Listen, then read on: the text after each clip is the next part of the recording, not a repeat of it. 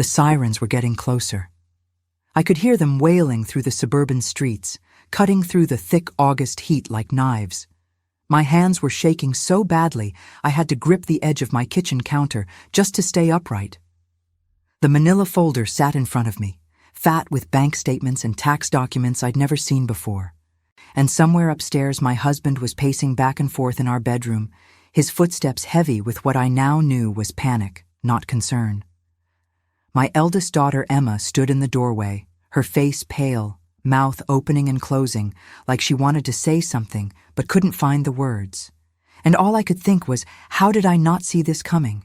How did I miss every single sign? But let me back up.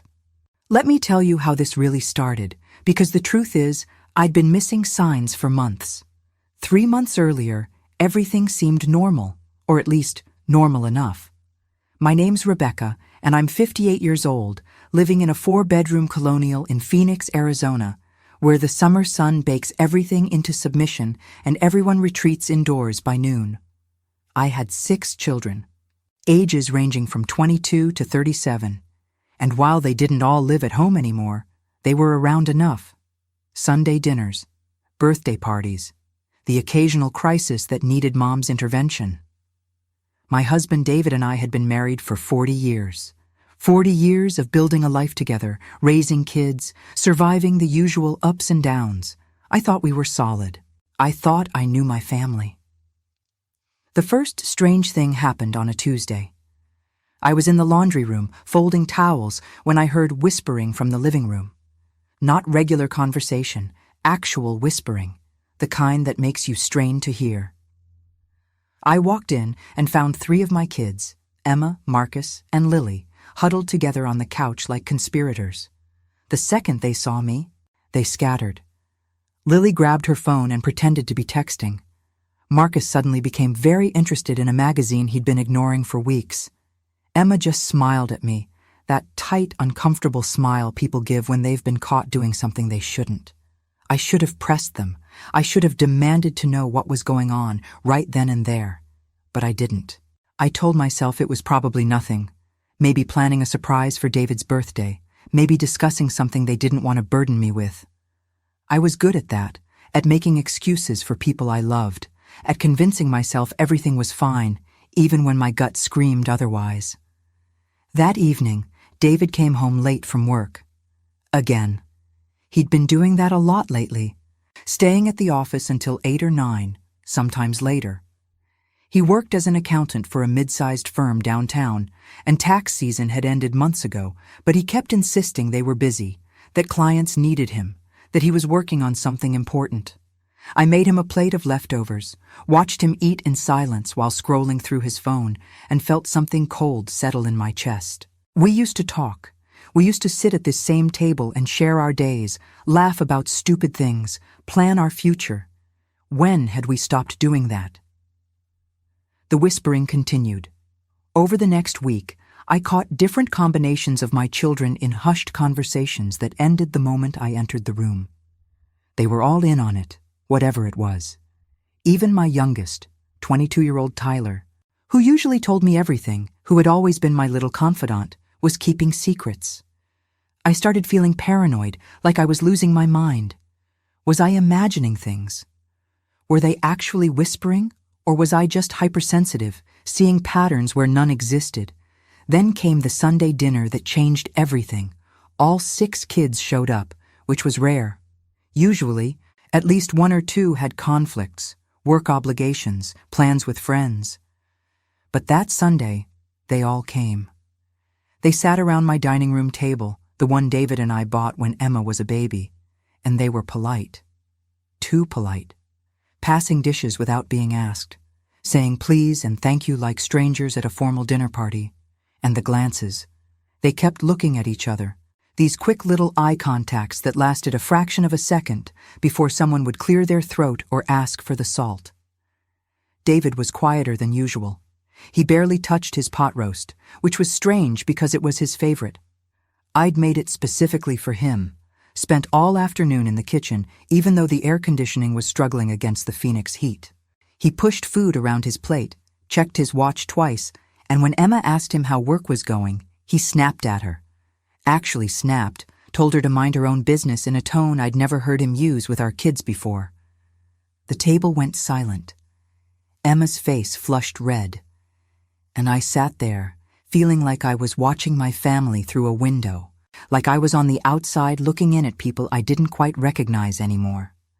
After dinner, I was cleaning up in the kitchen when I heard them again. All 6 of them, plus David, in the den with the door mostly closed. I crept closer, telling myself I wasn't eavesdropping, I was just making sure they were okay, that everything was fine.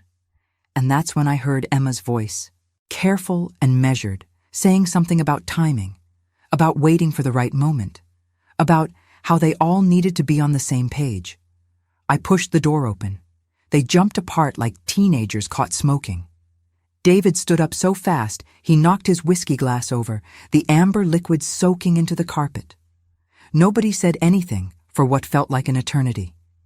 Then Marcus, my second oldest, tried to laugh it off, said they were just discussing a surprise for my birthday, which wasn't for another 4 months. They were terrible liars, always had been. I'd raised them, to be honest, to look people in the eye, to tell the truth, even when it hurt. And here they were, all of them, lying straight to my face. That night, I couldn't sleep. I lay next to David, listening to him breathe, and felt more alone than I'd ever felt in my entire life. This was the man I'd built a life with, the man I'd trusted with everything. And my children, my babies, they were keeping secrets from me, protecting him. I didn't know from what yet, but I could feel it, this dark thing lurking just beneath the surface of our supposedly normal family life, waiting to pull me under.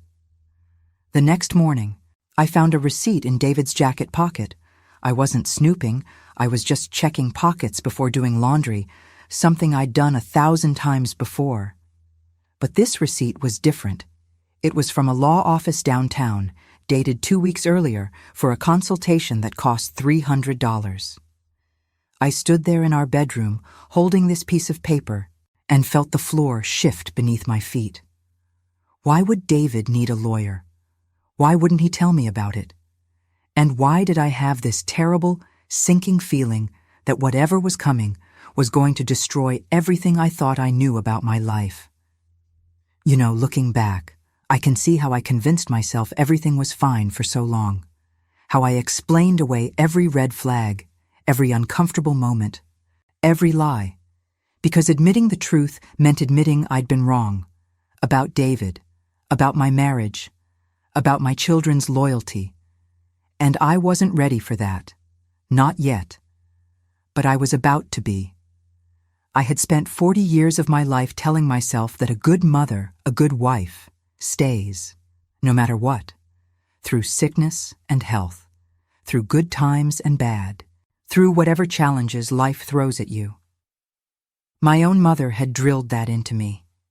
She'd stayed with my father through his alcoholism, through the nights he came home smelling like other women's perfume, through the times he gambled away grocery money. She'd stayed, and she'd taught me that was what love looked like.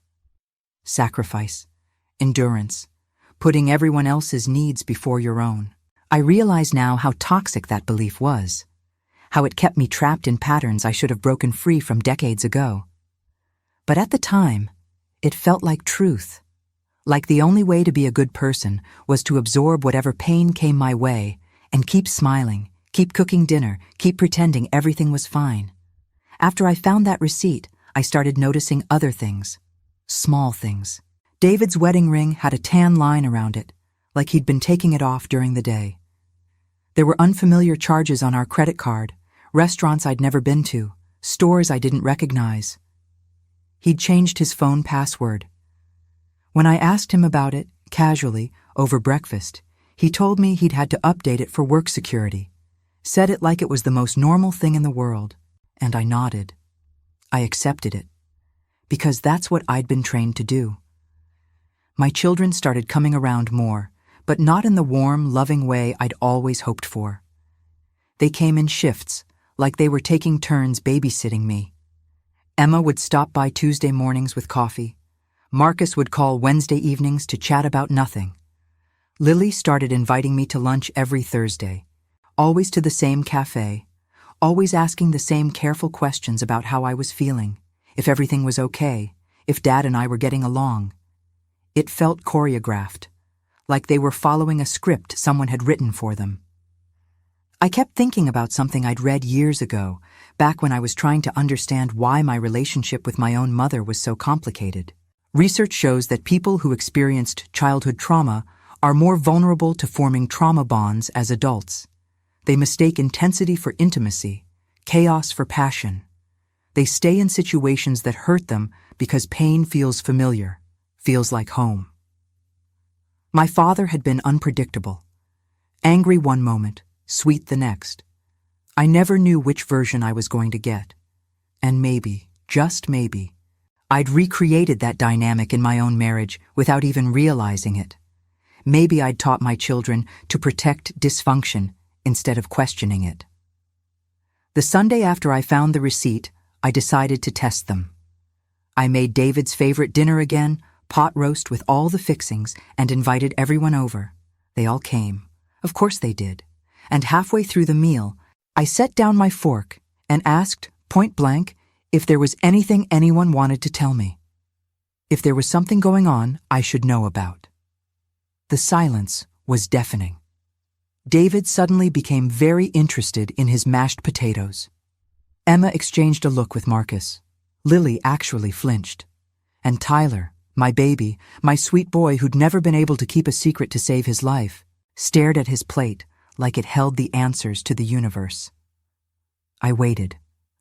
I counted to 30 in my head, giving them every opportunity to come clean, to tell me the truth, to treat me like an adult who deserved to know what was happening in her own family. But nobody said anything. Finally, Emma cleared her throat and said everything was fine. We were all just stressed, work was busy, life was complicated, she was lying. They were all lying. And in that moment, I knew. Whatever was coming, whatever truth they were all protecting me from, I was going to have to find it myself. That night, after everyone left, David went upstairs early. Said he was tired, had a headache. I stayed in the kitchen, cleaning up, my hands moving automatically while my mind raced. I'd given them a chance, multiple chances, and they'd chosen to keep lying. Something had shifted in me during that silent dinner. A line had been crossed. I'd spent so much of my life being the peacekeeper, the one who smoothed over conflicts and made everyone comfortable. But what about my comfort? What about my right to know the truth about my own life? I dried the last dish and made a decision. I was going to find out what they were hiding, whatever it took. The next morning, after David left for work, I went into his home office. He had a small room off the living room where he kept his work stuff, his filing cabinets, his computer. I'd never snooped before. In 40 years of marriage, I'd respected his privacy, trusted him completely. But trust was a two-way street, and he'd veered off the road months ago. His filing cabinet was locked. I found the key in his desk drawer, tucked under a stack of old business cards. My hands were shaking as I opened it. Inside were folders, dozens of them, meticulously organized and labeled. Tax returns, bank statements, investment documents. Nothing unusual at first glance. But then I found a folder marked Personal, shoved all the way in the back. Inside were letters from the IRS, not recent ones. These went back 2 years, notices about unpaid taxes, penalties accruing, demands for payment. My heart started pounding so hard I could hear it in my ears. How much did he owe? I did the math quickly in my head, adding up the numbers. $78,000. David owed the IRS $78,000, and I had no idea. We had a joint bank account. Our finances were supposed to be transparent, but he'd been hiding this from me for 2 years. 2 years of lying every single day. I kept digging, found more folders, credit card statements for accounts I didn't know existed, bills for a storage unit across town, invoices from his lawyer, the one whose receipt I'd found, discussing options for protecting assets in case of, and I quote, potential legal action. He was planning something, preparing for something. and he'd enlisted our children to help keep me in the dark. The phone rang. I jumped, guilty even though I was in my own house, looking through my own husband's papers about our supposedly shared financial life. It was Lily. She wanted to know if I was free for lunch. I told her I wasn't feeling well, which was true. I felt sick, literally nauseated, like the ground beneath my feet had turned to quicksand and I was sinking fast. After I hung up, I sat in David's office chair and tried to process what I'd found. $78,000 in back taxes, secret credit cards, a lawyer on retainer. My children running interference, keeping me distracted, making sure I didn't ask too many questions. This wasn't just financial trouble. This was a conspiracy. My own family had formed a conspiracy against me. I thought about all the sacrifices I'd made. I'd given up my teaching career when Emma was born because David wanted me home with the kids. I'd moved to Phoenix from Oregon because his job transfer came with a promotion. I'd put my own dreams on hold again and again and again because that's what wives and mothers did. That's what I'd been taught to do. And this was my reward. Lies, secrets, betrayal. You ever feel like you're watching your life from outside your own body? Like you're a character in someone else's story? That's how I felt sitting in that office. Disconnected, floating, not quite real. I put everything back exactly how I'd found it. Locked the filing cabinet, replaced the key, went upstairs and took a shower so hot it turned my skin red. I needed to wash this feeling off, this sick realization that nothing in my life was what I thought it was. But no amount of soap and water could clean away the truth. I'd been living with a stranger, raising children who'd been taught to protect their father at my expense. And I'd been so blind, so determined to believe in the fairy tale of family unity, that I'd missed every single warning sign. The water turned cold. I got out, dried off, looked at myself in the mirror, 58 years old. Gray hair I'd been dyeing brown for the past decade. Wrinkles around my eyes from 40 years of smiling even when I didn't feel like it. When had I stopped recognizing myself? When had I become this woman who accepted lies and called it love? I got dressed, made myself a cup of tea, sat at the kitchen table where I'd fed my babies, where I'd helped with homework, where I'd planned 1,000 family dinners. And I started making a list. Everything I knew, everything I suspected, every lie I could remember. The list got long fast. David came home that evening like nothing was wrong, kissed my cheek, asked what was for dinner. I'd made spaghetti, nothing special, and we ate in silence. He didn't notice I was different, didn't see that I knew. He'd gotten so good at lying that he couldn't even recognize truth anymore. Later, I would understand this was a form of abuse, financial abuse, emotional abuse, the kind that doesn't leave bruises but hollows you out from the inside. A study I found later said that almost 4 in 10 seniors experience verbal abuse from family members.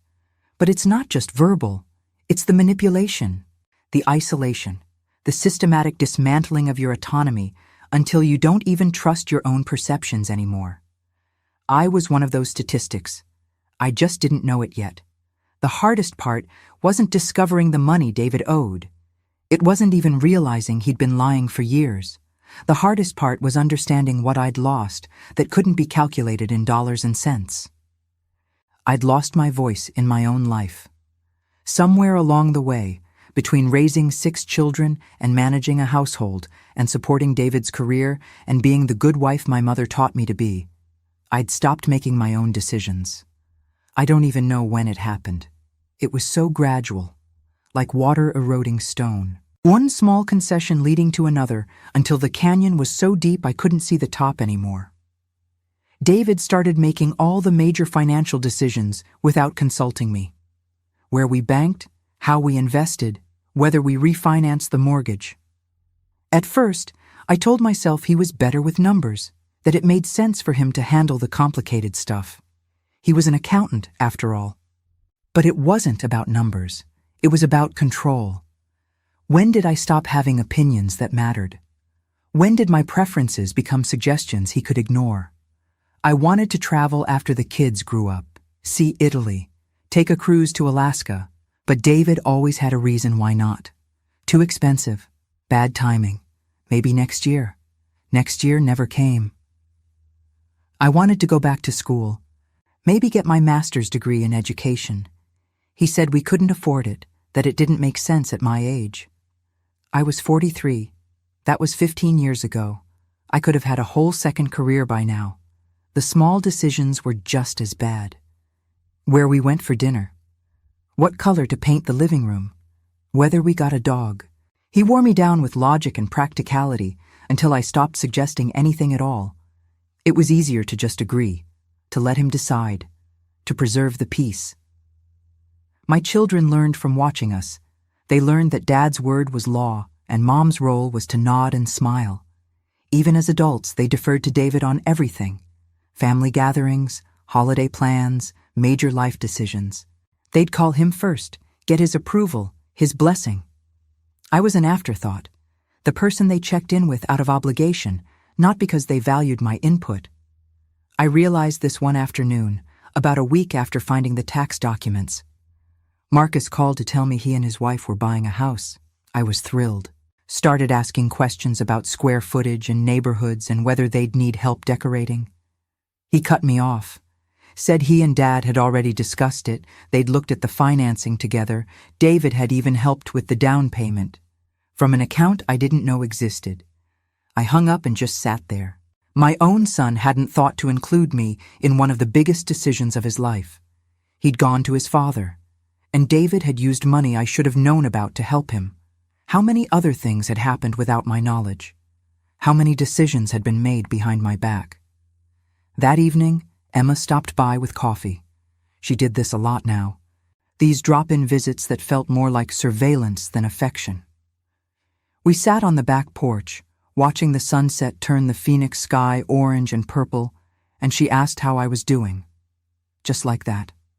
"How are you doing, Mom?" Like she was checking a box on a list.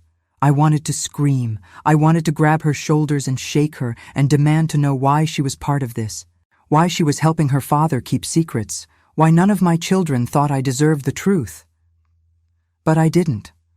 I smiled, said I was fine, asked about her job, her boyfriend, her plans for the weekend. And she relaxed, visibly relaxed, like she'd been worried I might have figured something out and was relieved I was still playing my role. After she left, I poured myself a glass of wine. I'm not much of a drinker, but I needed something to take the edge off. I kept thinking about all the things I'd given up. My career, my ambitions, my autonomy. I'd poured everything into being a wife and mother, and this was the result. A family that functioned perfectly fine without my input. Better than fine. They'd formed an alliance that specifically excluded me. I started having this recurring dream. I was in a glass box, pounding on the walls, screaming, but nobody could hear me. My family walked past, chatting and laughing, and I was invisible, locked in this transparent prison where I could see them but couldn't reach them. I'd wake up gasping, David snoring peacefully beside me, and feel that same suffocating panic in my chest. I needed help. I needed someone outside this situation who could tell me I wasn't crazy, that my feelings were valid, that I deserved better than this. But who could I call? My parents were dead. My sister lived in Seattle, and we only talked on birthdays. My friends, the few I had left, were mostly other mothers from when my kids were young, and we drifted apart over the years. I'd let those relationships wither because family was supposed to be enough. Family was supposed to be everything. That's when I remembered Claire Patterson. We'd been best friends in college before I met David, before I moved to Phoenix and started this life. We'd lost touch the way people do, but I still had her number somewhere. I found it in an old address book in the back of my desk drawer and stared at it for a long time before I called. What was I going to say? How do you tell someone you haven't spoken to in 20 years that your life is falling apart? But I called. Because I was drowning and I needed someone to throw me a rope. And Claire, bless her, answered on the third ring like no time had passed at all. We talked for 3 hours. I told her everything: the tax debt, the secret accounts, the kids whispering in corners, the feeling that I was losing my mind. And she listened, actually listened, didn't interrupt or make excuses or tell me I was overreacting.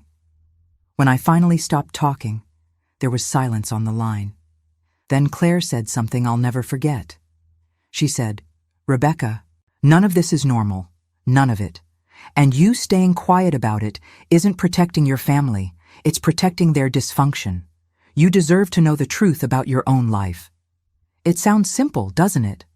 But hearing someone say it out loud, someone who wasn't invested in maintaining the status quo, it changed something in me. It gave me permission to be angry, to demand answers, to stop accepting crumbs and calling it a feast. Claire lived in Scottsdale, only 40 minutes away. She came to visit the next week on a Tuesday afternoon when David was at work and the kids were busy with their own lives. We sat in my kitchen, the same kitchen where I'd served 1,000 meals and solved 100 problems, and she helped me make a plan. I was going to confront David. But first, I needed to know everything, every account, every debt, every lie. I needed documentation, evidence, proof that I wasn't imagining things, that the ground really had shifted beneath my feet. Claire was practical. She'd been through a divorce herself 15 years earlier. She knew how these things worked. She told me to get copies of everything: bank statements, tax returns, credit reports. She told me to open my own bank account, one David didn't have access to. She told me to document every conversation, every strange behavior, every instance where I was excluded from decisions about my own life. I felt like a spy in my own home, but I did it. Started keeping notes, started taking pictures of documents with my phone, started building a case, though I wasn't sure yet what I was building it for.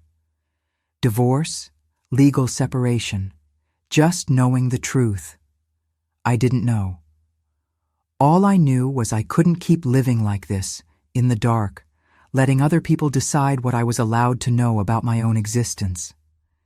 It's strange how much you can miss when you're not looking. How many little betrayals you can explain away when you're invested in believing everything's fine. But once you start looking, really looking, you can't unsee it. The cracks are everywhere, in every conversation, every silence, every careful smile that doesn't reach anyone's eyes. I was done being blind. Whatever came next, at least I'd see it coming. 2 weeks after Claire's visit, something happened that I wasn't expecting. I was at the grocery store, loading bags into my car, when I saw a woman I recognized from David's office Christmas party, Helen. She worked in accounting with him. We'd chatted briefly at the party, small talk about kids and weather and how the holidays were always so hectic. She saw me and looked like she wanted to run, actually took a step backward toward the store entrance. That's when I knew. She knew something. I walked over to her, asked how she was doing. She stammered something about being late, needing to get groceries home before the ice cream melted, but I could see the guilt in her eyes, the knowledge. So I asked her directly, "Is there something I should know about David?" She went pale, started backing away, said she couldn't. It wasn't her place. She was sorry. Then she practically ran into the store. I stood there in the parking lot, heat radiating off the asphalt in waves, and felt this cold clarity settle over me. Whatever David was hiding, people at his office knew about it. His co-workers, maybe his boss, maybe everyone except his wife. The humiliation of that burned worse than the betrayal. How many people had smiled at me at that Christmas party, making small talk while knowing something I didn't? How many times had I been the fool in the room and not realized it? When I got home, I found Tyler in the driveway. He'd stopped by to drop off some boxes of his old college textbooks that were cluttering his apartment. We chatted while unloading them, normal mother-son stuff, and then I asked him the question I'd been avoiding. I asked if he knew what was going on with his father, if there was something I should be aware of. Tyler's face did this complicated thing, like he was wrestling with himself. He opened his mouth, closed it, looked at the boxes like they might save him. Finally, he said, "Mom, I think you should talk to Dad. That's all I can say. Please don't ask me more than that. My baby boy, 22 years old enough to drink, to vote, to make his own decisions, but still young enough that lying to me made him physically uncomfortable. I could see it in the way he shifted his weight, couldn't meet my eyes, and I realized he was the weak link, not in a cruel way. He just hadn't learned yet how to be as good a liar as the rest of them. I made a decision in that moment. I was going to use that. I was going to give Tyler one more chance to tell me the truth. And if he didn't take it, if he chose his father and siblings over his mother, then I'd know where I stood. I'd know that even my baby, my youngest, the one I'd thought would always be in my corner, had been turned against me. I told Tyler to come inside, made him sit at the kitchen table, poured him a glass of lemonade like he was 10 years old again, coming home from soccer practice, and I laid it all out. Told him I knew about the tax debt, the secret accounts, the lawyer. I told him I knew everyone was keeping something from me, and I was giving him one chance right now to come clean, to tell me the truth, to choose me over whatever pact they'd all made. He started crying. Not dramatic sobbing, just quiet tears running down his face while he stared at his hands. He said he was sorry. Said he'd wanted to tell me from the beginning, but Emma convinced him it would hurt me, that it was better if I didn't know. I waited, let the silence stretch. And finally, he told me. David wasn't just behind on taxes. He'd been taking money from the joint account, our savings, money we'd accumulated over 40 years of marriage, and using it to cover his debts, to pay penalties, to keep the IRS from coming after us. But it wasn't working. He still owed more than $70,000, and the money was almost gone. Our retirement fund. The money I thought we had for emergencies, for our future. It was disappearing into a black hole of David's making, and he'd convinced our children to help him hide it from me until he could, what? Fix it. Make it go away. Run away to Mexico. Tyler said the family meeting I'd interrupted, they were discussing whether to tell me. David wanted to wait until he'd secured a loan to pay everything off. Emma thought I deserved to know immediately. Marcus thought they should sell the house and downsize. Lily suggested David file for bankruptcy. They were fighting about it, about my life, my future, and nobody thought to include me in the conversation. I sat there listening to my son explain how my family had been managing a crisis without me for months, and I felt something inside me break, not shatter. Breaking implies it can be put back together. This was more like disintegration, like I was turning to dust from the inside out. Tyler kept apologizing, kept saying he didn't know what to do, that he was stuck in the middle, that he loved us both. And I looked at him, this boy I'd raised, whose diapers I'd changed, and homework I'd helped with, and dreams I'd supported, and I told him the truth. I said I loved him too. But he'd made a choice. He'd chosen to protect his father instead of respecting his mother, and that was something he was going to have to live with. He left, still crying, and I sat alone in my kitchen as the sun set. I should have been shocked, devastated, but mostly I just felt tired. 40 years of marriage, 6 children, decades of sacrifice and compromise and putting everyone else first. And this was the payoff. Financial ruin and a family that thought I was too fragile, too stupid, or too unimportant to handle the truth. That night, David came home late again, 11 o'clock. Exhausted, he said. Big project at work. I was in bed pretending to read, and he kissed my forehead before heading to the bathroom to brush his teeth. Like it was just another day, just another lie in an endless string of lies. I waited until he was asleep. Then I got up and went back to his office, used his computer, the password I'd figured out weeks ago by watching him type it. I pulled up our bank accounts, watched the numbers dwindle over the past 2 years, transfers out, payments to the IRS, penalties accruing. Tyler was right, the money was almost gone, Maybe 10,000 left of the 150,000 we'd saved. My entire future evaporated. I started documenting everything. Took screenshots, printed statements, built a file that would prove exactly what David had done. Not for revenge, not yet anyway, just so I'd have proof. So when everyone tried to convince me I was wrong, that I was overreacting, that I didn't understand, I could show them the numbers. The truth in black and white. A study I'd read somewhere, maybe in a magazine at the dentist's office, said that almost 4 in 10 people in relationships commit some form of financial infidelity. Hiding purchases, secret accounts, debt their partner doesn't know about, 40%. I'd always thought we were different, that David and I were a team, that we told each other everything. But we weren't different. We were just another statistic. Another couple where one person lied and the other person was too trusting to question it. I finished printing around 3 in the morning, put everything in a folder, hid it in my car under the spare tire in the trunk. Then I went back to bed and lay next to my husband, listening to him breathe, and wondered how many more nights we'd spend in the same bed. How many more mornings I'd wake up next to a stranger. The answer, as it turned out, was not many. Because the next day, an old friend was going to tell me something that would crack this whole situation wide open. And I was going to have to make some hard decisions about what kind of life I wanted to live and who I wanted to be. But that night, I didn't know any of that yet.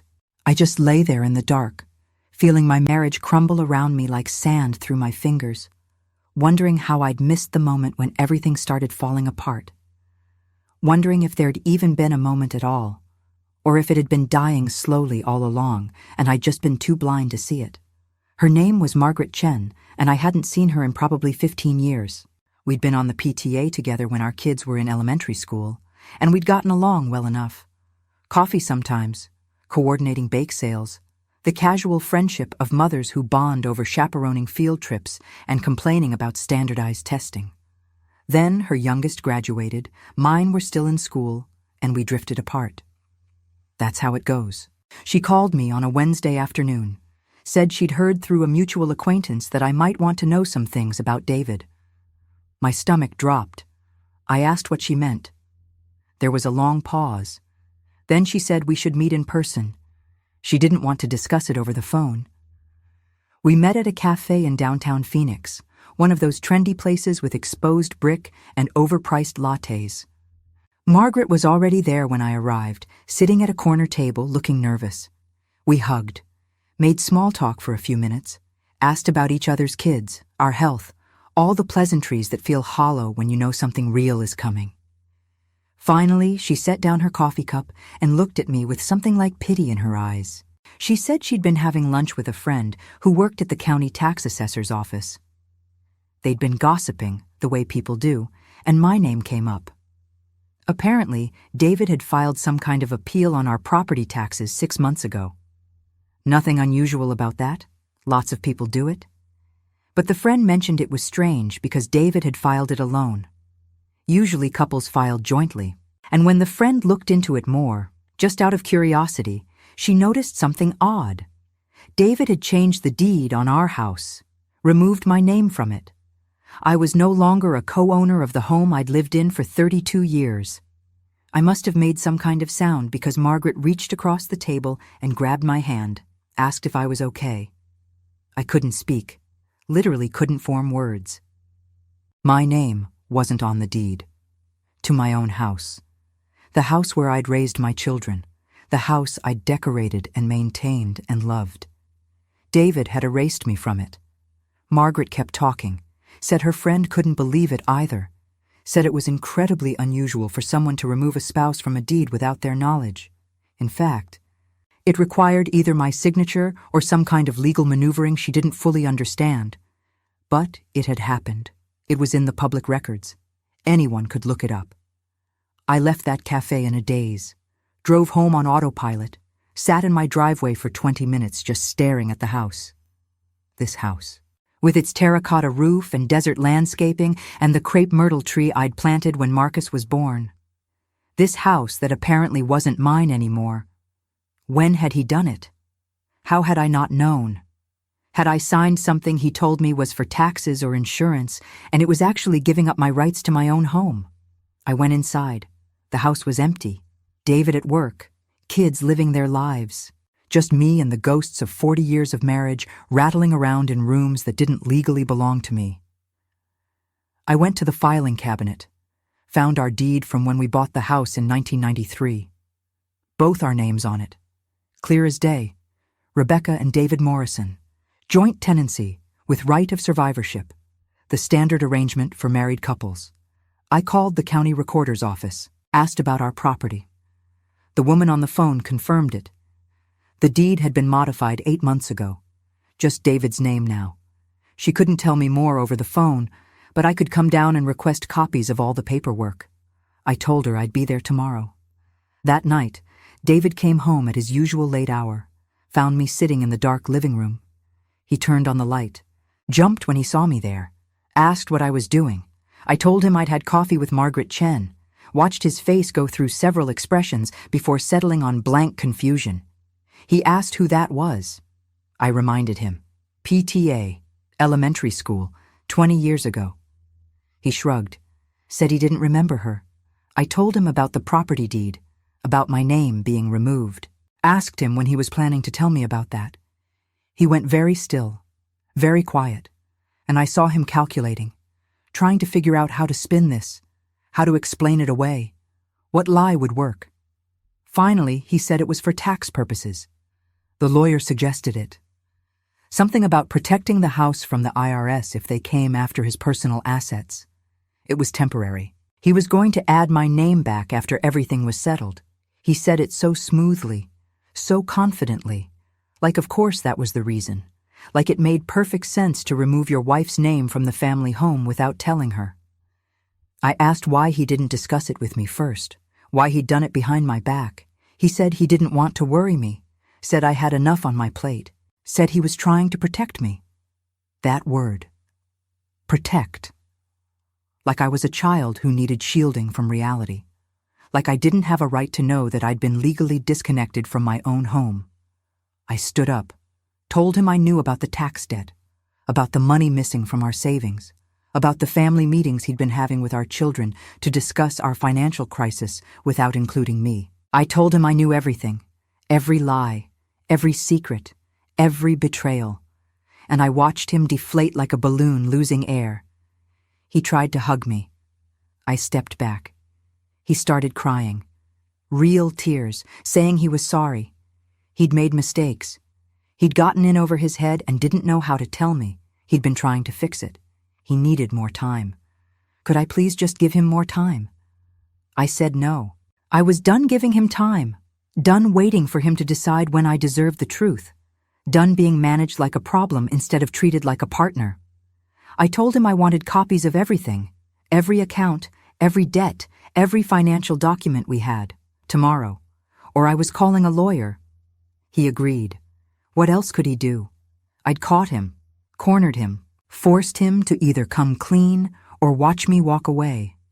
And David might have been a liar and a thief, but he wasn't stupid. He knew the game was up. That night, I slept in the guest room, locked the door, lay awake until dawn, listening to the house settle around me, and thought about all the ways a person can be betrayed. The obvious ones, like affairs and violence, but also the subtle ones. The erosion of trust so gradual you don't notice until it's gone. The lies of omission that pile up until you're buried under them. The way someone can look you in the eye every day for years and keep secrets that affect your entire future. I thought about that study I'd read, about financial infidelity, about how common it was. How many people were living with partners who hid money, debts, accounts. How many marriages were built on foundations of lies. I'd thought we were different, special, better than that, but we weren't. We were exactly like everyone else. Just two people who'd stopped being honest with each other somewhere along the way and called it marriage. The next morning, David gave me everything. Printed out statements from accounts I didn't know existed, showed me credit card balances that made my head spin, laid out the full scope of the tax debt, the penalties, the payment plans he'd tried and failed to maintain. It was worse than I thought, We didn't just owe $78,000. With penalties and interest, the number was closer to $95,000. And our savings, the money I'd thought would carry us through retirement, was down to $7,000. I looked at the numbers and felt nothing. No shock, no anger. Just this cold, dead space where my emotions should have been. 40 years, 6 children, a lifetime of sacrifice, and this was what it added to. Debt and lies, and a house I didn't legally own anymore. David kept apologizing, kept explaining. The business had a bad year, then 2 bad years. He'd meant to tell me, but the timing was never right. He'd been sure he could fix it. He just needed more time. Always more time. Like time was a magical substance that would make $95,000 in debt disappear. I gathered up all the paperwork, put it in a box, told David I needed space to think. He asked where I was going. I said that was none of his business anymore. Loaded the box in my car and drove to Claire's house in Scottsdale. Called her from the driveway. She answered on the first ring. I told her I was sitting outside. Could I come in? She said, of course, always. Claire took one look at my face and made tea. Strong, sweet tea like my grandmother used to make. We sat at her kitchen table, and I showed her everything. Every statement, every lie. Every piece of evidence that my marriage had been a fraud for at least 2 years, maybe longer. She listened, asked questions, did the math. At the end, she sat back and said what I'd been thinking, but hadn't wanted to admit. She said I needed a lawyer, a good one, someone who specialized in divorce and asset protection. Because David had been systematically dismantling our financial life, and if I didn't protect myself now, I'd end up with nothing. No house, no savings, no security, just debt and broken promises. I knew she was right. But saying it out loud, admitting that my marriage was over, that felt like stepping off a cliff. 40 years. You don't just throw that away, except I wasn't throwing it away. David had. He'd thrown it away every time he lied. Every time he hid money. Every time he made decisions that affected both of us without including me. Every time he enlisted our children to keep his secrets. He'd been throwing it away for years. I was just finally picking up what he'd discarded and calling it what it was. Claire gave me the name of her lawyer, the one who'd handled her divorce, said she was tough but fair, would fight for me, protect my interests. I put the number in my phone and stared at it for a long time. This was it. The moment where I decided what kind of person I was going to be. The kind who stayed and accepted whatever scraps I was given. Or the kind who demanded better. Who believed she deserved truth and respect and partnership. Who wasn't afraid to blow up her entire life if that's what it took to save herself. I made the call, set up an appointment for the next day, and felt something inside me shift. A weight I'd been carrying for so long I'd forgotten it was there. The weight of trying to hold everything together, of being the peacekeeper, the good wife, the understanding mother. I set it down, walked away from it, and it felt like breathing for the first time in years. The lawyer's name was Sandra Martinez, and her office was in a high-rise downtown with floor-to-ceiling windows that looked out over the city. She was in her early 50s, sharp-eyed and no-nonsense, the kind of woman who'd probably never taken crap from anyone in her entire life. I liked her immediately. I laid out everything. The tax debt, the missing savings, the deed to the house, the children forming an alliance to keep me in the dark. Sandra took notes, asked questions, didn't seem shocked by any of it, said she'd seen worse, said this was actually a fairly typical case of financial abuse combined with family manipulation. The words hung in the air between us. Financial abuse, that's what this was. Not just bad decisions or poor communication. Abuse. She asked if I had proof. I showed her the box of documents, the bank statements, the tax notices, the modified deed, everything I'd collected over the past few weeks. She nodded, said it was good. Solid evidence. We could use this to protect my interests in a divorce, to make sure I wasn't left with nothing after 40 years of marriage. Divorce. There it was, the word I'd been avoiding. Sandra said it so casually, like it was just another option on a menu. But to me, it felt like earthquake, like the ground splitting open beneath my feet. I asked if we had to go that route, if there were alternatives. Mediation, maybe. Counseling. Anything that didn't end in lawyers and courts and dividing up a life we'd built together. Sandra looked at me with something like sympathy, said of course we could try those things. But she'd been doing this for 25 years, and she could tell me right now that cases like mine rarely ended in reconciliation. When trust was this shattered, when one partner had been this deceptive, when family members were actively working against you, there usually wasn't a path back. Just a long, painful road forward through the legal system to something resembling justice. I sat in her modern office with its leather chairs and abstract art on the walls and thought about the word justice. What would justice even look like in this situation? David getting punished, me getting compensated, our children taking sides, 40 years of memories getting dissected and divided by lawyers. Where was the justice in any of that?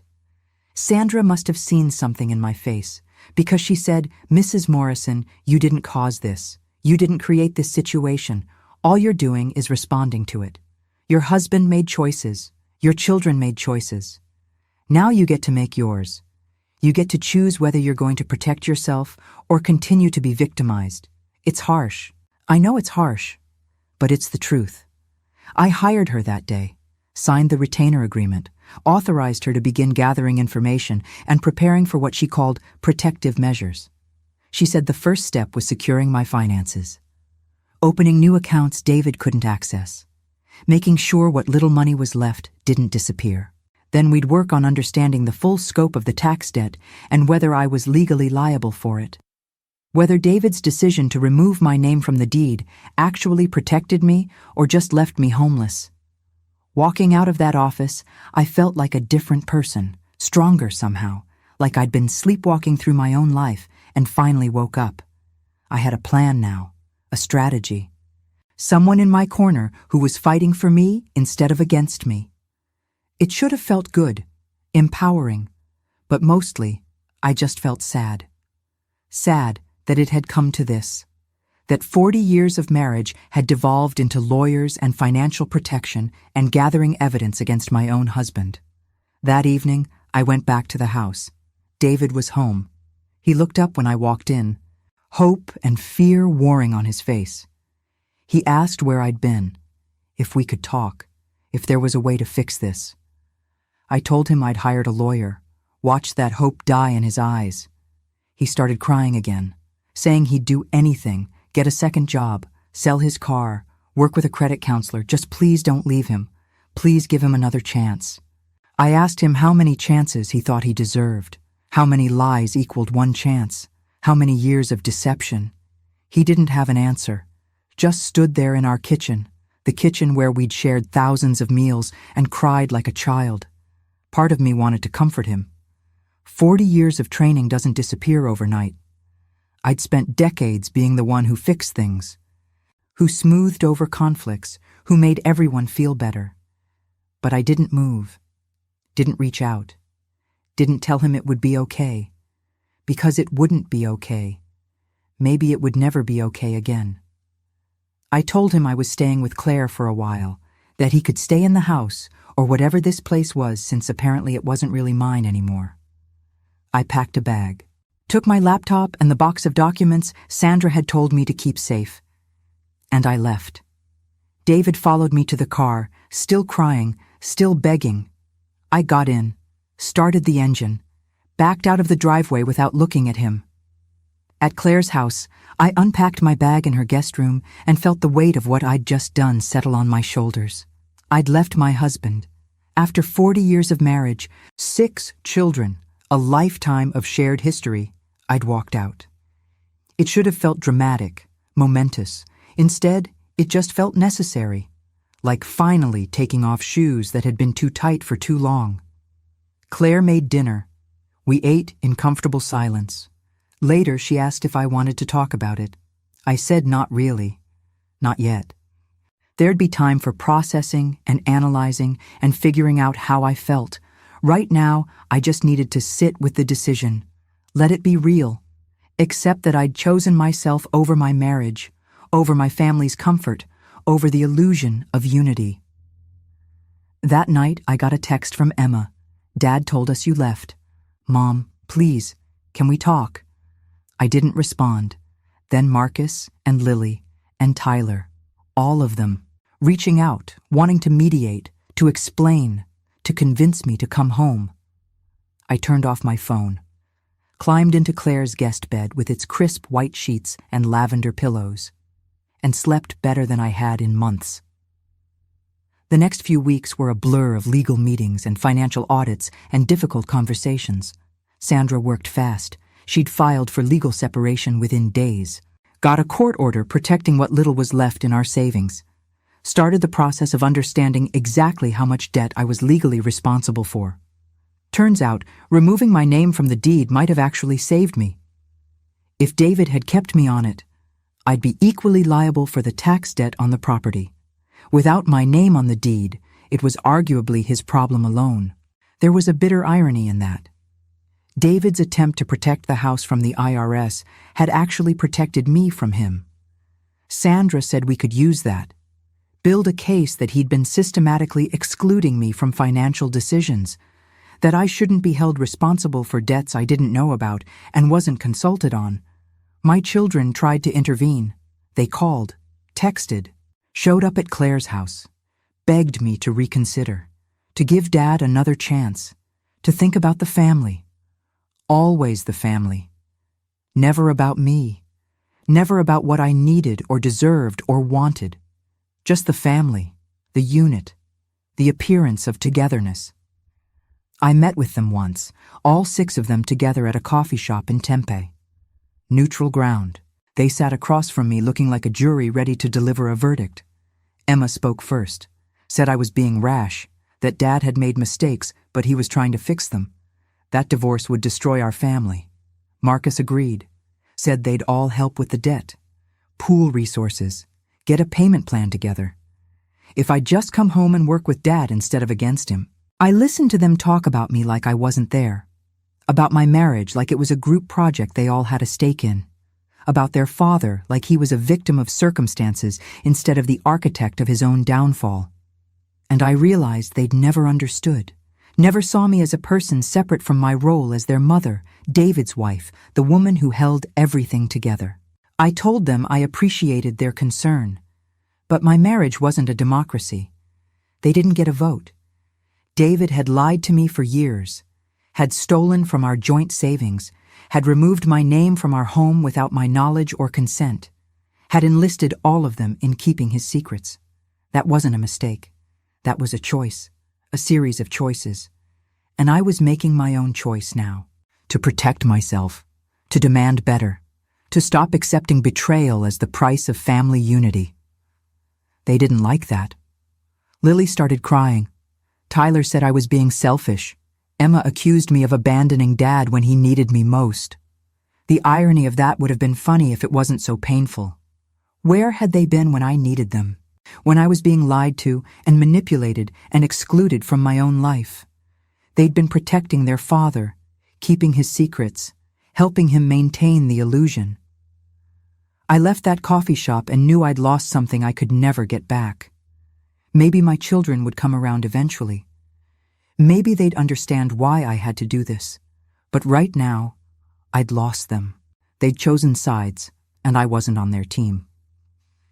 Sandra said that was normal. In family law cases, especially with adult children, they often aligned with one parent against the other, usually the one they perceived as more vulnerable, the one who needed protection. David had positioned himself as the victim of circumstance, the one trying to fix his mistakes, the one who needed their support.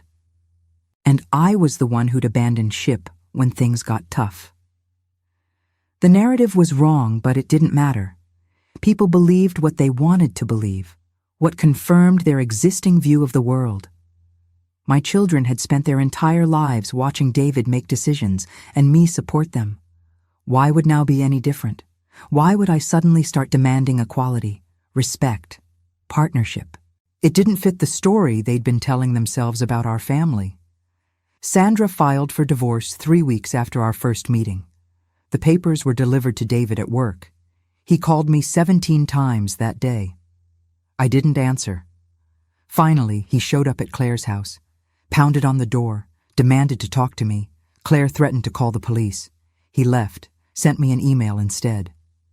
Pages and pages of apologies and explanations and promises, how he'd change, get help, do whatever it took, if I'd just give him one more chance. I read it once, deleted it, didn't respond. What was there to say? Sorry didn't fix 40 years of lies. Promises didn't restore trust. And I was done being the one who had to forgive and forget and move on like nothing happened. The legal process was slow, painful. Everything had to be valued and divided. Assets, debts, 40 years of accumulated stuff that suddenly needed price tags. Sandra fought for every penny, made sure I wasn't saddled with debt I didn't create, made sure I got my fair share of what little was left. David's lawyer tried to paint me as vindictive, as someone who was destroying a family over financial mistakes anyone could make. They suggested mediation, counseling, anything to avoid a divorce that would bankrupt both of us with legal fees. Sandra told them we'd consider mediation if David would agree to full financial disclosure and a fair settlement. He refused, said he'd already shown me everything, which was a lie, and we both knew it. The more David's lawyer stalled, the more convinced I became that there was still something hidden. More debt, more secrets, more lies I hadn't uncovered yet.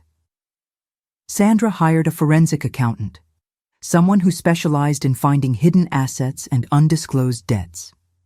What they found made the original $95,000 in tax debt look almost manageable.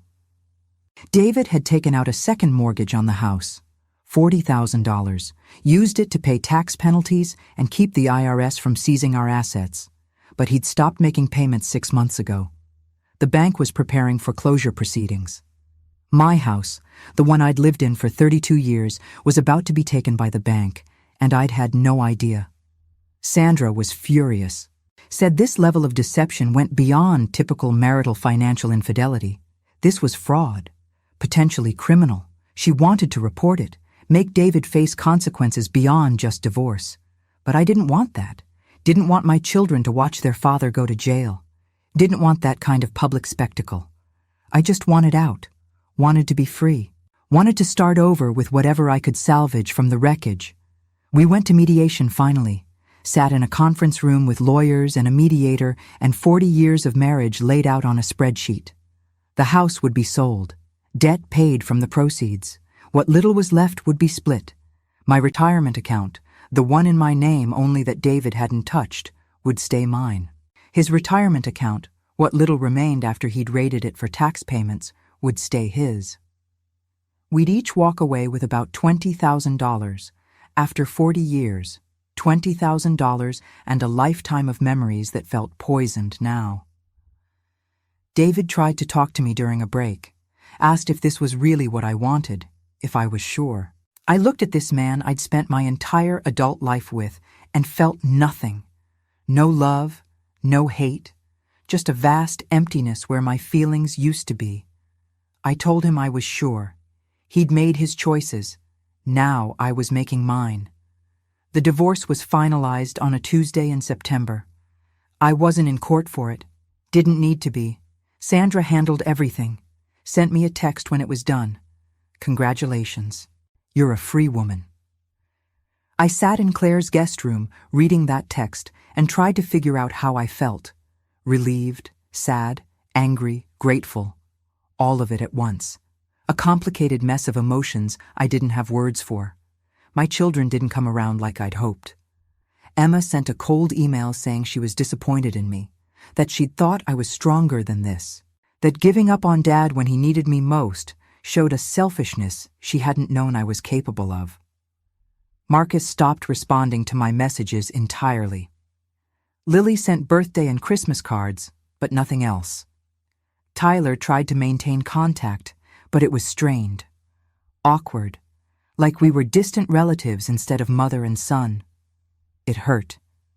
God, it hurt. Losing my marriage was one thing. Losing my children was another. But I'd made my choice, protected myself, demanded better. And if the cost was my relationship with my kids, then that was a price I'd have to pay. Maybe someday they'd understand. Maybe they'd see what their father had done and realize I'd had no choice. Or maybe they wouldn't. Maybe I'd lost them forever. I had to be okay with that. Had to believe that choosing myself, protecting myself was worth the loneliness. The house sold quickly. Hot market, good neighborhood. It went for more than expected, which was the first piece of good news I'd had in months.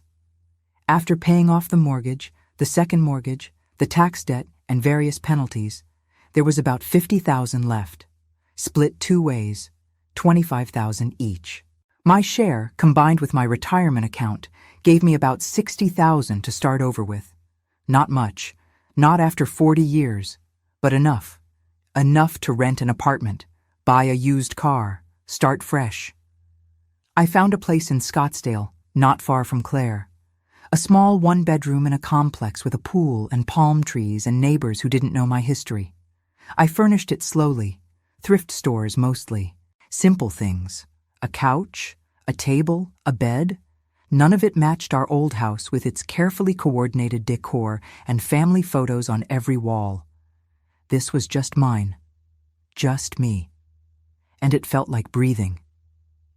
David tried to contact me a few times after the divorce. Emails asking if we could talk. If there was any chance. If I'd consider reconciliation. I blocked him. There was nothing left to say. No amount of apologies would rebuild what he'd destroyed. We were done. Finished. And I needed to focus on building a new life, not salvaging the ruins of the old one. I won't lie and say it was easy. Starting over at 58, alone, with limited funds and no clear plan. Some days were harder than others. Days when I missed the routine of marriage, the companionship, even if it had been based on lies. The family dinners, the grandkids I barely saw anymore, the sense of belonging to something bigger than myself. But then there were other days. Days when I woke up in my small apartment and felt light, free, unburdened. Days when I made decisions without consulting anyone, ate what I wanted when I wanted, watched TV shows David would have hated, made plans without factoring in anyone else's schedule. Those days made the hard ones worth it. I started seeing a therapist, someone Sandra recommended who specialized in trauma from family relationships. At first, I resisted the idea that what I'd experienced was trauma. It wasn't physical abuse. Nobody hit me. Nobody screamed. It was just lies, just financial manipulation, just being excluded from decisions about my own life. But the therapist explained that trauma isn't just physical. It's anything that fundamentally violates your sense of safety and trust. And what David did, what my family did, qualified. We worked through a lot in those sessions. My childhood, my relationship with my mother, the patterns I'd inherited and replicated in my own marriage. The therapist asked me once why I'd stayed so long, why I'd accepted being excluded and lied to for years before I finally left. I didn't have a good answer, just that it had seemed normal, that I'd thought marriages required sacrifice, that I'd believed staying was the right thing to do. She told me about a study, about how people who experienced childhood abuse or neglect are more likely to form trauma bonds as adults. They mistake intensity for love, chaos for passion. They stay in situations that hurt them because pain feels familiar, feels like home. My father had been unpredictable, sometimes kind, sometimes cruel, always controlling. And maybe without realizing it, I'd married a version of him. Someone who made me feel small and grateful for scraps of affection. Someone who controlled the narrative and made me doubt my own perceptions. It was a hard thing to accept, that I'd played a role in my own suffering. Not that I'd caused it.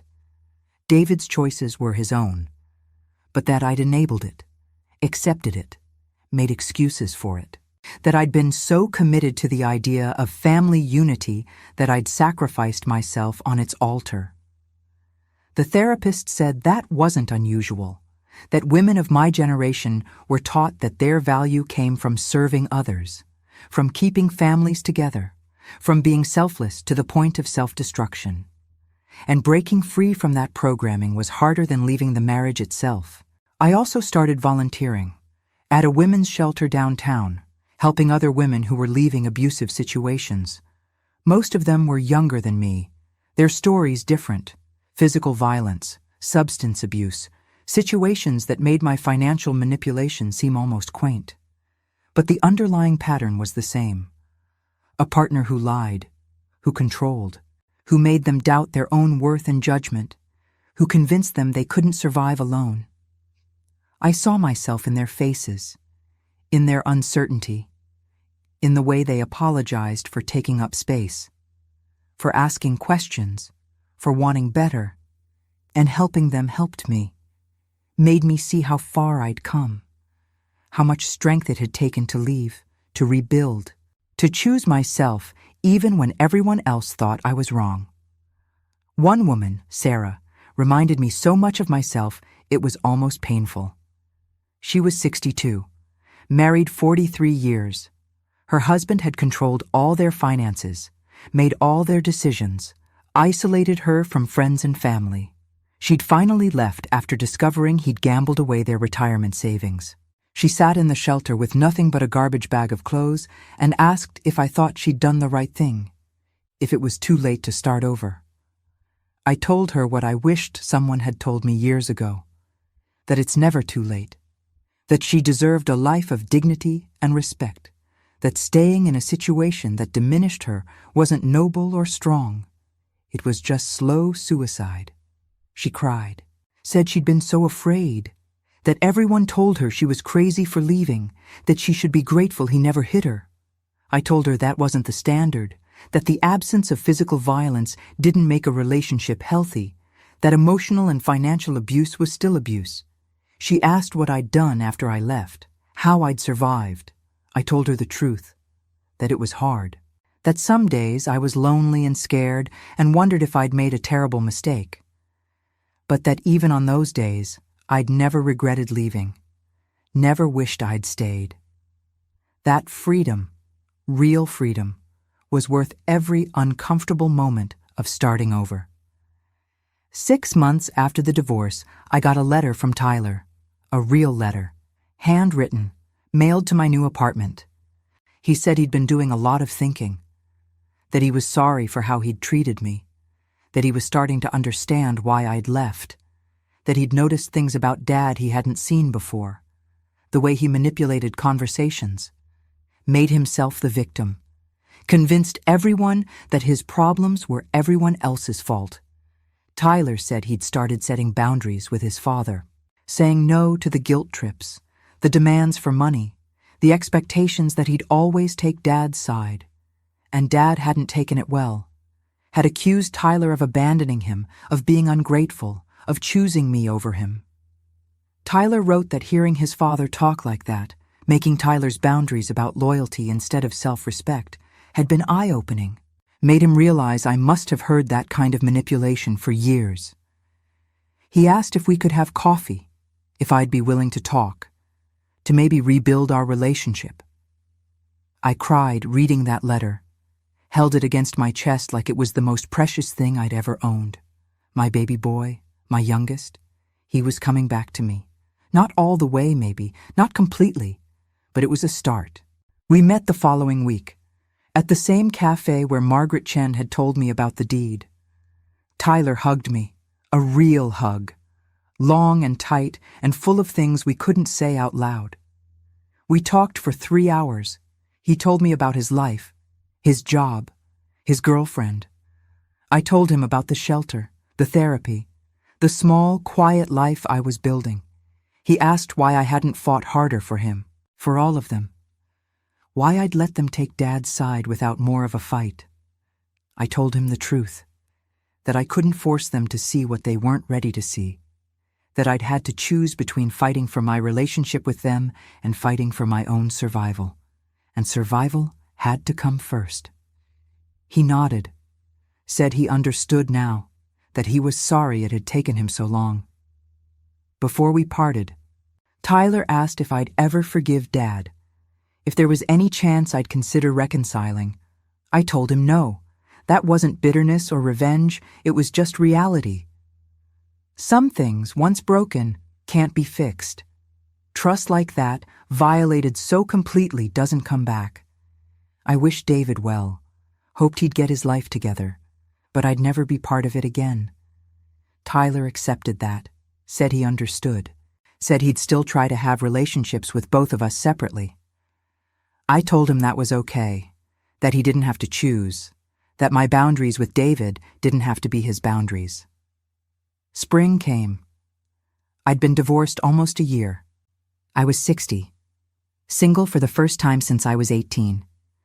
Living alone in a small apartment with mismatched furniture and a life that didn't look anything like what I'd imagined. But I was okay. More than okay. I was free. I'd started taking art classes at the community college, something I'd always wanted to do but never had time for. Watercolors. I was terrible at them. But I didn't care. I wasn't trying to be good. I was just trying to create something that was mine. To express feelings I'd kept buried for decades. To play and experiment and fail and try again without anyone judging or critiquing or telling me I was wasting my time. I'd also joined a hiking group, a bunch of retired women who met every Wednesday to walk desert trails and talk about life. They knew I was divorced, but not the details. And it was nice to have friends who saw me as just Rebecca. Not David's ex-wife, not the mother who'd abandoned her family. Just a woman who liked hiking and bad jokes and complaining about the Arizona heat. One of the women, Patricia, had been through a divorce herself 20 years earlier. She told me once that the first year was the hardest, that you spent it mourning not just the person you'd lost, but the life you'd planned, the future you'd imagined that wasn't going to happen. But then, she said, you started building a new future, one you hadn't planned. And sometimes it was better than what you'd lost. I didn't know if that was true yet, if my new life would be better than my old one. But it was mine, built on truth instead of lies, respect instead of manipulation. And that had to count for something. David tried to contact me one last time, a year after the divorce was finalized. He sent a long email, not asking to get back together this time, just saying he was sorry, that he understood now what he'd done. How badly he'd hurt me. He didn't make excuses, didn't blame circumstances, just acknowledged the pain he'd caused and said he hoped someday I'd be able to forgive him. Not for his sake, for mine, so I wouldn't have to carry the burden of anger forever. I read the email 3 times, felt nothing, no anger, no sadness, just a distant acknowledgement that this had all happened, that it was over, that we'd both moved on. I didn't respond. Didn't need to. David's apology, sincere as it might have been, didn't change anything, didn't fix the years of lies, didn't restore what had been broken. It was just words. And I'd had enough of words. I focused on the future instead. Small things. Planning a trip to Oregon to visit my sister. Considering adopting a cat. Thinking about maybe dating eventually, though that felt strange and scary. But possible. Maybe. Someday. When I was ready. When I'd healed enough to trust someone else with pieces of my heart. The important thing was I had choices now. I could make decisions without considering anyone else's needs or feelings or opinions. I could be selfish in the best possible way, put myself first, protect myself, choose myself, every single day, and that was a freedom I'd never had in my marriage, never had in my role as mother and wife and keeper of the family peace. Sometimes I still missed it, the life I'd had, the familiar rhythms of marriage, coming home to someone, sharing meals, having a built-in companion for holidays and birthdays. But then I'd remember the price of that companionship, the lies, the manipulation, the constant feeling that I was less important than everyone else, and the missing would fade, replaced by gratitude that I'd had the strength to walk away. I thought a lot about justice during this time, what it meant, what it looked like. I'd wanted David to face real consequences for what he'd done. Legal consequences, financial ruin, public humiliation. I'd wanted him to lose everything the way I'd lost everything. But that hadn't happened. He'd lost the house, lost me, lost his reputation with some people. But he'd kept his job, still had relationships with most of our children, was rebuilding his finances slowly. He hadn't been destroyed, hadn't been punished the way part of me thought he deserved. And I had to make peace with that, had to accept that sometimes justice doesn't look like punishment. Sometimes it just looks like walking away, like refusing to accept less than you deserve, like building a new life that doesn't include the person who hurt you. That was my justice, not his suffering, my freedom, not his destruction, my peace. It took time to get there, to let go of the anger and the need for revenge, to stop checking his social media to see if he was as miserable as I'd been, to stop hoping he'd face consequences I couldn't control. But eventually, I got there. Realized that his life wasn't my business anymore, that what happened to him didn't affect me unless I let it, that the best revenge wasn't making him suffer. It was living well without him. I ran into Emma once, at a grocery store in Phoenix. We hadn't spoken in over a year. She looked tired, older. She saw me. I saw the conflict on her face, whether to approach or pretend she hadn't noticed me. She chose approach. We had an awkward conversation in the produce section. "How are you?" "Fine. How's Dad? Getting by. How are the kids?" "Good. They miss you." I wanted to say they could see me any time, that I'd never stopped being their grandmother. But I didn't, because it wasn't true. They could see me, but not without Emma's permission. Not without navigating the family politics that had turned me into the villain. So I just nodded, said that was nice, asked Emma to tell them hi for me. And we parted, both knowing we'd probably never have a real relationship again. It hurt, but it was a different kind of hurt than before. Not the raw, desperate pain of fresh betrayal, more like an old scar that ached sometimes, especially when the weather changed. A reminder of something that had happened. Something that had healed but would never quite go away. Tyler became my link to that old life. He'd visit once a month, tell me about his siblings, about David, keep me updated without making me feel like I had to be involved. He'd gotten engaged, to a woman I hadn't met. He asked if I'd come to the wedding, said it would mean a lot to him, that he wanted both his parents there, even if they weren't together. I thought about it for a long time. Whether I could sit in a room with David, with all my children and their spouses and the grandkids who didn't know me anymore, whether I was strong enough for that, whether it was fair to Tyler to make him choose between having both parents or having peace at his wedding. In the end, I said yes. Because Tyler had come back to me when no one else did. Because he deserved to have his mother at his wedding. Because I was strong enough now to survive a few hours of discomfort for his sake. The wedding was in June, outdoor venue, beautiful ceremony. I sat on the bride's side. David sat with our other children. We didn't speak, barely looked at each other.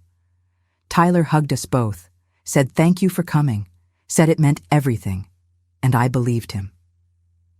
At the reception, I kept to myself mostly. Talked to Claire, who'd come as my +1, danced with Tyler, congratulated the bride, and left early, before the end. Before I'd have to see David give a toast or dance with our daughters or play the role of loving father to people who'd chosen his version of events over mine. Driving home, I thought about everything I'd lost and everything I'd gained. The scales didn't balance. You can't measure freedom against 40 years of marriage. Can't quantify peace against the loss of your children. Can't compare a small apartment to a lifetime of memories. But I didn't regret leaving. Didn't wish I'd stayed. Didn't want my old life back even if someone offered it to me, gift-wrapped with a guarantee that David would never lie again. Because I'd learned something through all of this. something important, something I wished I'd known 40 years ago.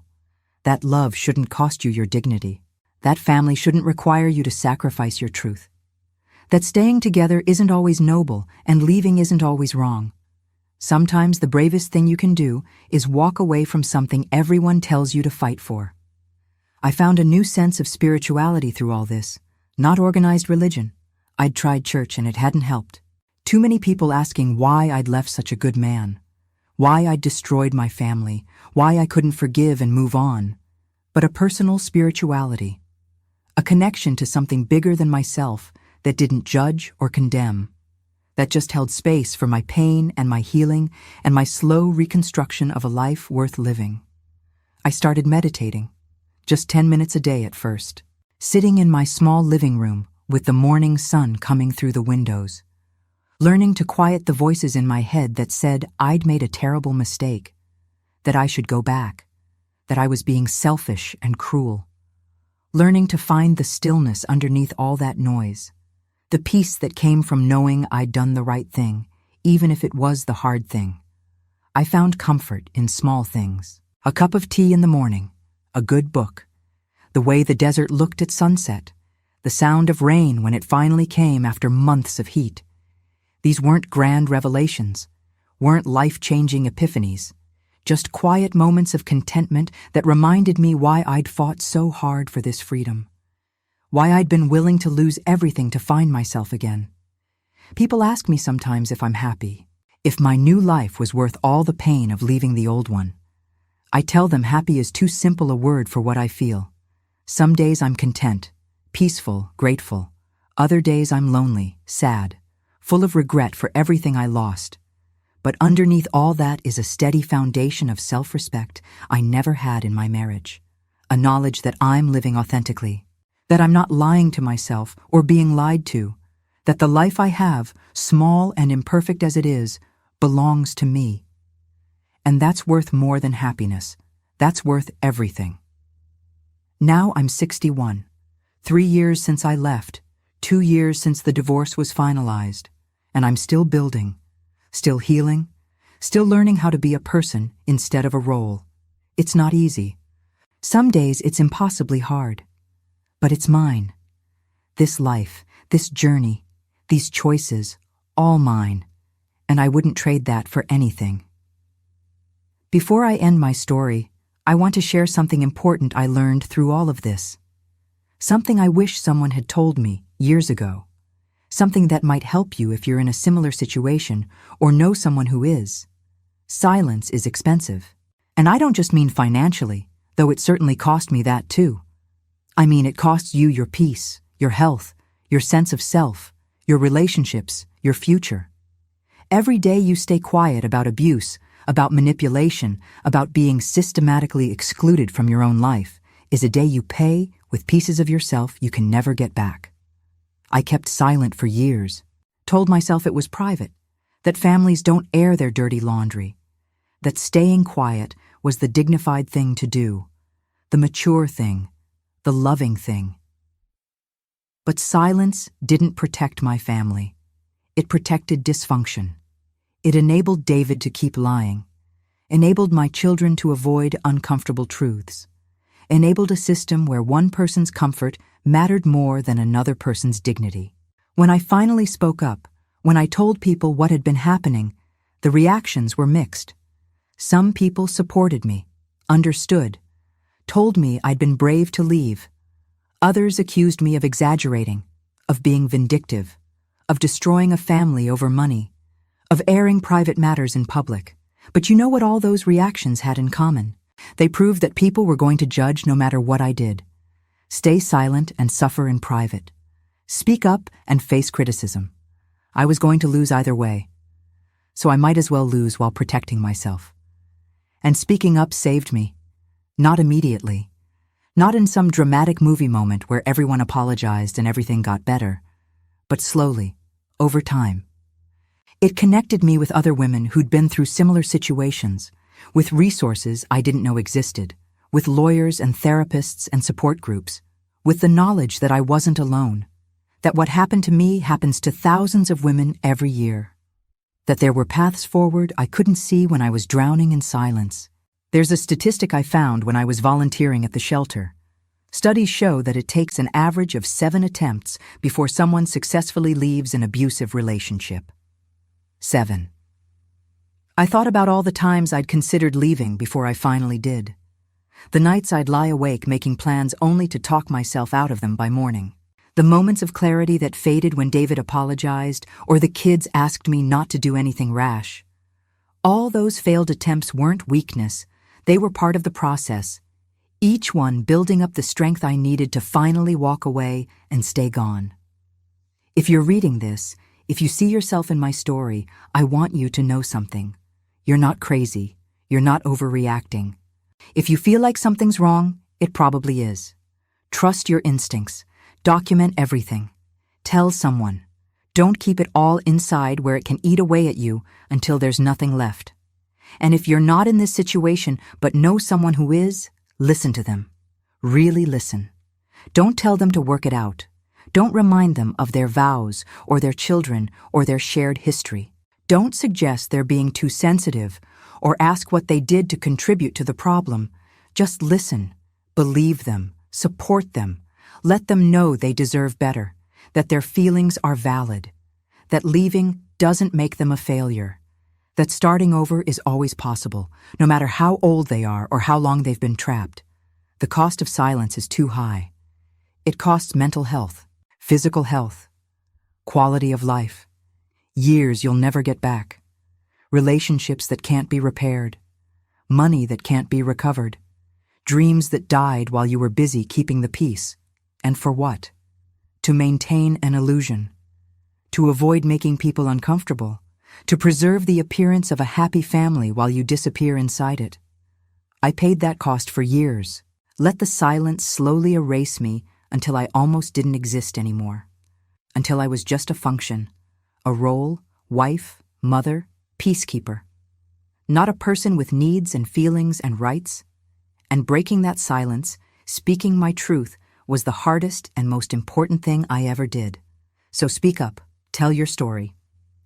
Let people know what's really happening behind the smiling photos and the holiday cards and the Sunday dinners. It won't be comfortable. People will have opinions. Some will support you. Others will condemn you. But at least you'll be living in truth instead of silence. At least you'll be fighting for yourself instead of slowly suffocating under the weight of secrets. The cost of silence is your life, your actual life, not the performance of it, not the appearance of it, but the messy, real, authentic experience of being fully human. Don't pay that cost. Don't stay quiet. Don't disappear. Speak, fight, leave, survive. And then when you're ready, thrive. That's what I learned. That's what I want to pass on. That's the lesson I paid for with 40 years of my life. I hope sharing it saves someone else from paying the same price. Thank you for staying with me until the end, for listening to my story, for sitting with me through the hard parts. I know it wasn't always easy to hear. It certainly wasn't easy to live. But I believe in the power of sharing our truths, of letting others know they're not alone, of breaking the silence that keeps so many people trapped. I'd love to know where you are right now. What city? What time? Are you listening to this while driving to work? While cooking dinner? While lying in bed unable to sleep because your own life feels too complicated to face? Wherever you are, whatever you're going through, I want you to know I see you, and I'm rooting for you.